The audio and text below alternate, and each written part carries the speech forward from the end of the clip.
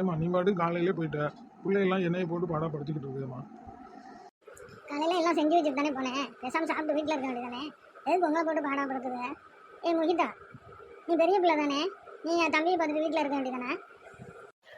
ஏன்டி கிரிஜா, நீ வர வர போதும் முன்னோட சேர்ந்துக்கிட்டு வீடே தங்குறது கிடையாது. அங்கே போகிறேன் இங்கே போகிறேன்னு போயிட்டு கூட சுற்றிட்டு சாயந்தரமாக வர்றது எனக்கு ஒன்றும் புரியல. ஏமா அந்த பச்சை பிள்ளையை விட்டுட்டு எவ்வளோ நேரமாக வெளியில் போயிட்டு வருது? ஏங்க உங்கள்கிட்ட சொல்லிட்டு தானேங்க போனேன், நீங்கள் பார்த்துக்க வேண்டியதானேங்க. என்னைக்கோ ஒரு நாள் தானேங்க விட்டுட்டு போகிறேன், இத்தனை நாள்லாம் கூட கூட்டிகிட்டு தானேங்க போவேன். ஏன் மல்லிகா, உன்ட்ட நான் என்னடி சொல்லிட்டு வந்தேன்? 10 நிமிஷத்துல வீட்டுக்கு வரணும்னு நான் சொல்லிட்டு வந்தேன். என் பேச்சுக்கு மரியாதை கொடுத்தியா நீ? 10 மணி நேரம் கழிச்சு வீட்டுக்கு வர நான் நாய் மாதிரி கட்டிக்கிட்டு இருக்கேன், நீ பாட்டுக்கு அமைதியா இருக்கேன். என்னடி எனக்கு நாய் பாஷை புரியுது, அதனால நான் அமைதியாக இருக்கேன்.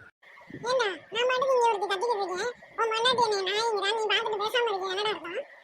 எப்போ பார்த்தாலும் உங்கள் 2 பேருக்கும் பஞ்சாயம் பண்ணுறதே எனக்கு வேலையாக போச்சு. என் வேலையை பார்க்குறதா இல்லை உங்கள் 2 பேருக்கும் பஞ்சாயம் பண்ணுறதான்னு தெரியல. ஏண்டி போதும் பொண்ணு, காலையில் போனதா இப்போ தான் வர்றேன், எங்கிட்டு போயிட்டு வர? நான் எங்கேயோ போயிட்டு வருவேன், எங்கள் வீட்டுக்காரே பேசாமல் நிற்கிறாரு. உங்களுக்கு என்ன? நீ போகையில உன் பிள்ளைய கூட்டிட்டு போக வேண்டியதானடி. நீ உன் பிள்ளைய கூட்டிட்டு போயிருந்தா நான் ஏண்டி உனக்கு கேட்க போறேன்? உன் பிள்ளை என்னை பாடா படுத்திக்கிட்டு இருக்கு. ஹலோ லல்லியா, நான் போதும் பொண்ணு பேசுகிறேன். நாளைக்கு காலையில் 6 மணிக்கெலாம் நம்ம ஊர் கம்மாக்கி வந்துடுங்க. கம்மா அழி தான், நம்ம எல்லோரும் மீன் பிடிச்சிட்டு வரலாம். சரி போதும் பொண்ணு, நான் பெரிய சட்டி ஒன்று தூக்கிட்டு வந்துடுறேன். சரி, நீ சட்டியை மட்டும் எடுத்துகிட்டு வா. செல்லம்மாக்கா தோசைக்கல்லும் கரண்டியும் எடுத்துகிட்டு வர சொல்லுவோம். அங்கேயே அடுப்பை பற்ற வச்சு மீனெல்லாம் பொறிச்சு தின்னுட்டு நம்ம வந்துடுவோம். வீட்டில் உள்ள யாருக்கும் கொண்டாந்து கொடுக்கக்கூடாது, பிள்ளைகளை கூட்டிகிட்டு போவோம். பிள்ளைங்களா, நீங்கள் தண்ணிக்குள்ளையெல்லாம் இறங்கக்கூடாது. நீங்கள் வெளியில் உட்காந்து சட்டியை வச்சுக்கிட்டு இருங்க, நாங்கள் மீனை பிடிச்சி தரோம். நீங்கள் சட்டியில் வாங்கி பத்திரமா வச்சுக்கிட்டு உட்காந்துருங்க. செல்லம்மாக்கா, உனக்கு மீன் மாட்டிருச்சா?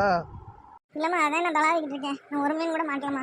போதும் பொண்ணு, எனக்கு ஒரு மீன் மாட்டி இருக்கு. போதும் பொண்ணு, அது சின்ன மீனாக இருக்கும் போல இருக்கு. சரி, நம்ம யார் விட்டு சேலையாச்சும் அவுத்து மீனை பிடிக்குமா?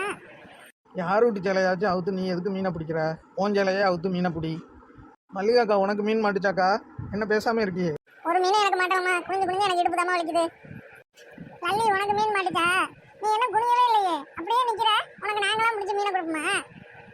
எனக்கு மீன் பிடிக்க தெரியாதுக்கா, அதனாலதாக்கா நான் நீங்க எல்லாம் பிடிக்கிறத பார்த்துக்கிட்டு நிற்கிறேன். மீன் பிடிக்க தெரியாதுன்னா நாங்களாம் மீனை பிடிச்சி பொறிச்சு தின்னுக்கிட்டு இருப்போம், அதையும் நீ வேடிக்கை பார்த்துக்கிட்டு. சரி வாங்க, நேரமாச்சு. பிடிச்ச மீன் போதும், அதை நம்ம வறுத்து சாப்பிட்டு வீட்டுக்கு போகலாம்.